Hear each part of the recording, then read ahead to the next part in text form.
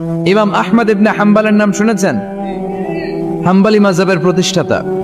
হানাফি, শাফিঈ, মালিকি, 4 নম্বরটা আপনারা বলেন। হাম্বল। এই হাম্বলি মাযহাবের ইমামের নাম আহমদ ইবনে হাম্বল। জগৎ বিখ্যাত মুহাদ্দিস।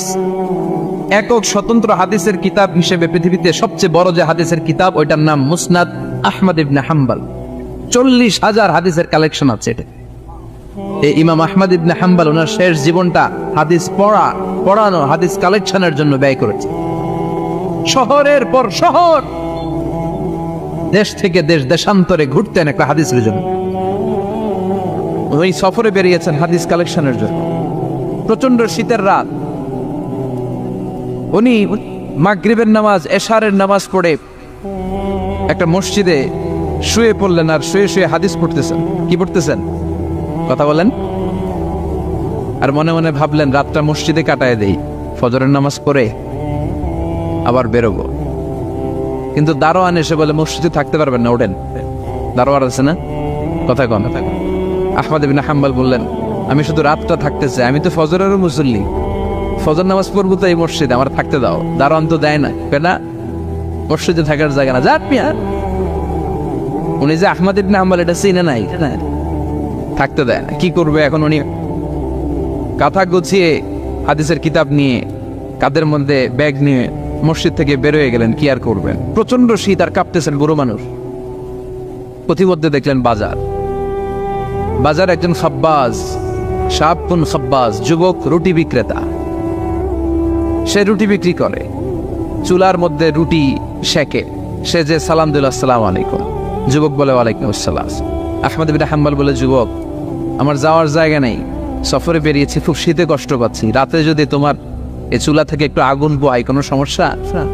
যুবক বলে, না না সমস্যা না, হালান হালান কোর সামনে আসেন, আপনি আগুন পোহাইলে আমার সমস্যা কি? সুবহানাল্লাহ পড়ে। আল্লাহ শুকরিয়া করে উনি বসলেন আর আগুন পোহাচ্ছেন। আর খেয়াল করলেন যুবক রুটি বানায় আর পরে আস্তাগফিরুল্লাহ, রুটির দলা বানায় পরে আস্তাগফিরুল্লাহ, খামির বানায় আর পরে আস্তাগফিরুল্লাহ, রুটি নিয়ে উনুনের ভিতরে, চুলার ভিতরে সেকা দেয় আর পরে আস্তাগফিরুল্লাহ। দোকানদারের কাছে কেউ আসলেই সে রুটি দেয় আর পরে আস্তাগফিরুল্লাহ। ক্রেতার কাছ থেকে টাকা নিয়ে ক্যাশ বক্সে রাখে আর কি পড়ে, আবার রুটি বানানো শুরু করে আর কি পড়ে। খালি এটাই পড়তেছে। ইমাম আহমদ ইবনে হাম্বল তো অবাক, কিরে এটা আবার কেমন যুবক, খালি আস্তাগফিরুল্লাহ। উনি প্রশ্ন করলেন, যুবক ঘটনা কি? আসার পর থেকেই তোমার দেখতেছি তুমি রুটি বানাও, রুটি বিক্রি করো আর পড়ো আস্তাগফিরুল্লাহ, মালাকা ইয়া শাবাব।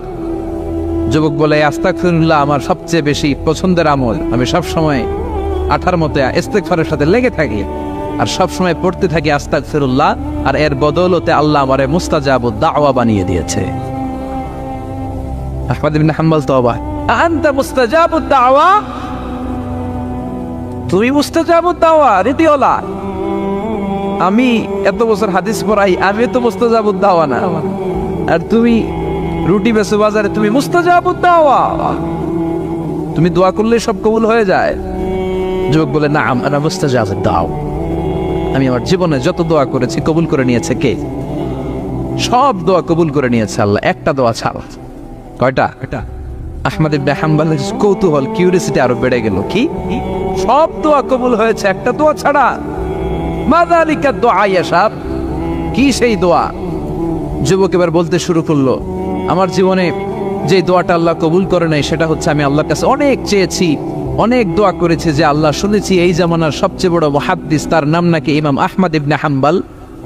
আল্লাহ তোমার কাছে আমার চাওয়া, আমি যেন এই ইমাম আহমদ ইবনে হাম্বলের দেখে মরতে পারি, আমি যেন ইমাম আহমদ ইবনে হাম্বলের হাতে হাত রেখে মুসাফা করতে পারি আর তার কপালে একটা চুমু এঁকে দিতে পারি। আহমদ ইবনে হাম্বল আবেগপ্রবণ হয়ে গেলেন, চোখের পানি ছেড়ে দিলেন, বললেন, যুবক তোমার এই দোয়াটাও কবুল হয়ে গিয়েছে। আহমদ ইবনে হাম্বলের দেখা আর সাক্ষাৎ পাওয়ার জন্য আহমদ ইবনে হাম্বলের বাড়িতে তোমার যাওয়ার দরকার নাই, আহমদ ইবনে হাম্বল তোমার দরবারে ছুটে এসেছে।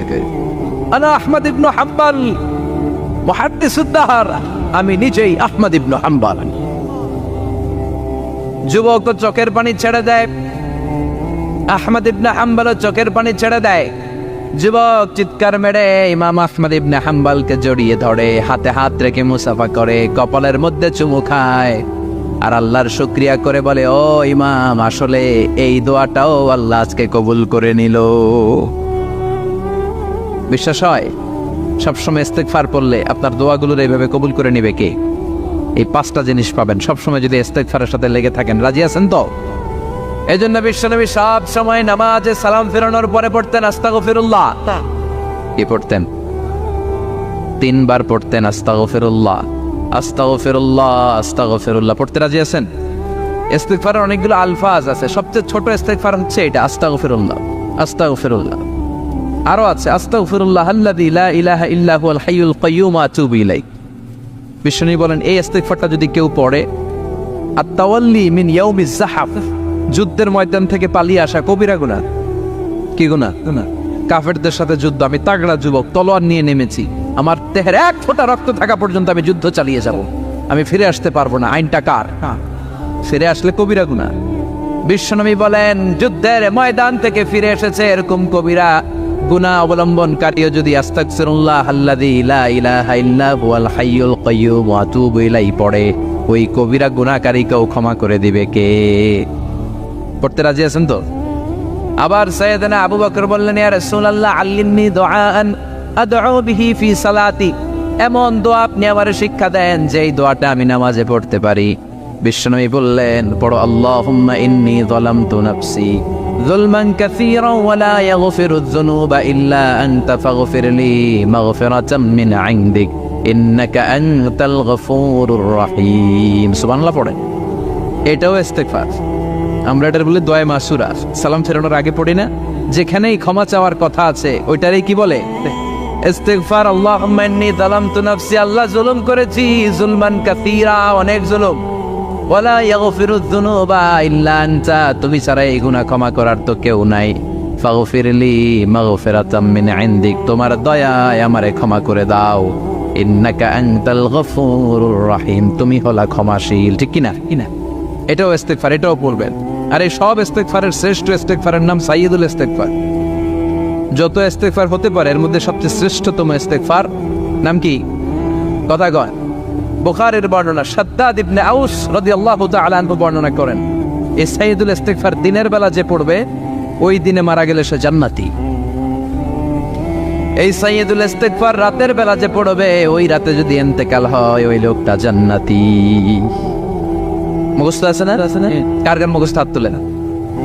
মাশাআল্লাহ, তাবারাকাল্লাহ, মাশাআল্লাহ, মাশাআল্লাহ।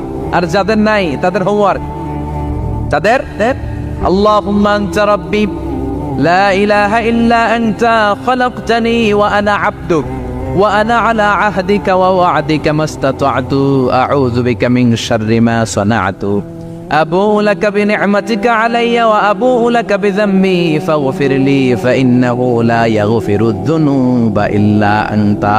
সুবহানাল্লাহ পড়েন। আজকে রাতে পড়ছেন, মারা গেলে জান্নাতি। চিল্লায় পড়েন না আল্লাহু আকবার। এজন্য বিশ্বনবী বলেন আমার আগের গুনাহ মাফ, পরের গুনাহ মাফ, তারপরেও প্রতিদিন আমি 70 বার তওবা ইস্তেগফার পড়ি। আজকে থেকে পড়তে রাজি আছেন তো? বেশি বেশি ইস্তেগফার পড়া যাবে না? একটু প্রাণ খুলে দিল খুলে আওয়াজ করে পড়েন তো আস্তাগফিরুল্লাহ। আর জোরে পড়েন আস্তাগফিরুল্লাহ। আবার সবাই পড়েন আস্তাগফিরুল্লাহ। সব সময় তওবা ইস্তেগফার যারা পড়ে তাদেরকে পছন্দ করে কে? সব সময় জিকির করে করে জিহ্বাটারে যারা ভিজিয়ে রাখে তাদেরকেও পছন্দ করে কে? আল্লাহ বলেন ওয়াজকুর রাব্বাকা ফি নাফসিকা তাদাররুআন ওয়া খীফাতান ওয়া দুনাল জাহরি মিনাল কওলি বিল গুদুবি ওয়াল আসাল ওয়া লা তাকুম মিনাল গাফিলিন। সুবহানাল্লাহ পড়েন। আল্লাহ বলেন ওয়াজকুর রাব্বাকা ফি নাফসিক, আল্লাহরে মনে মনে ডাকো, তাদাররুআন ওয়া খীফা, আল্লাহর জিকির করতে আল্লাহ বলেছেন ফি নাফসিক। বুঝতেছেন না অর্থ? ফি নাফসিকা, মনে মনে আল্লাহর জিকিরটা করো।